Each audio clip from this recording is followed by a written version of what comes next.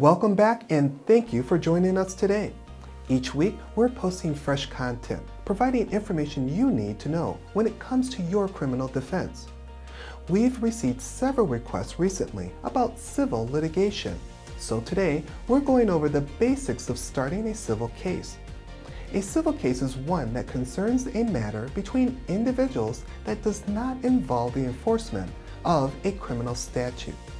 That does not mean that criminal matters can never arise from a civil case or be a separate aspect of an overall situation.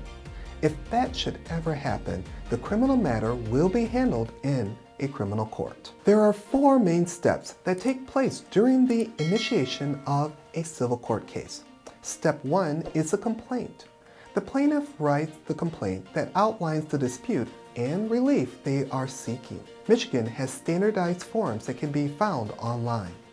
Then, the plaintiff submits the complaint to the clerk of the court and provides the applicable filing fee to begin the case.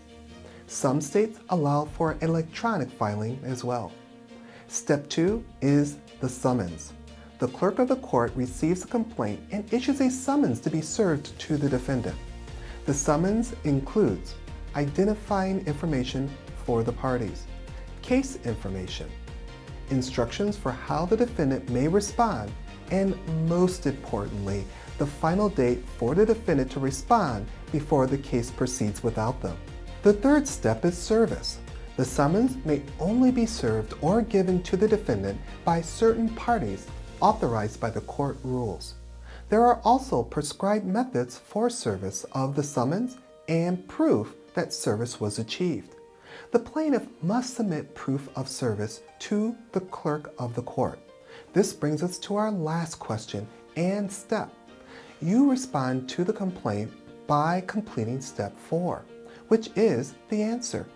Upon receiving a summons, the defendant may submit an answer to the court by filing a written response with the clerk of the court and serving it upon the plaintiff in accordance with the court rules. In the defendant's answer to the summons, they may admit to the allegations. They may deny the allegations. They may plead no contest to the allegations, or they can submit a defense to the allegations. In addition to their answer, the defendant can also assert their own claim against the plaintiff. The clerk of the court will review each document as it is received, ensure distribution to all relevant parties, file the document with other case material, and instruct the parties on which steps must be taken next. Failure to heed the clerk's instructions may result in having unnecessary delays or even worse, having your case thrown out.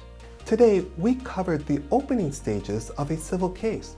Again, this is a simple list with only the first steps. Adherence to the court's procedural rules during these and all stages of the case is a key component on the road to a favorable ruling. Were you familiar with the procedures we talked about today? What was your experience like? Let us know in the comments below. Thanks for watching and check out our next video.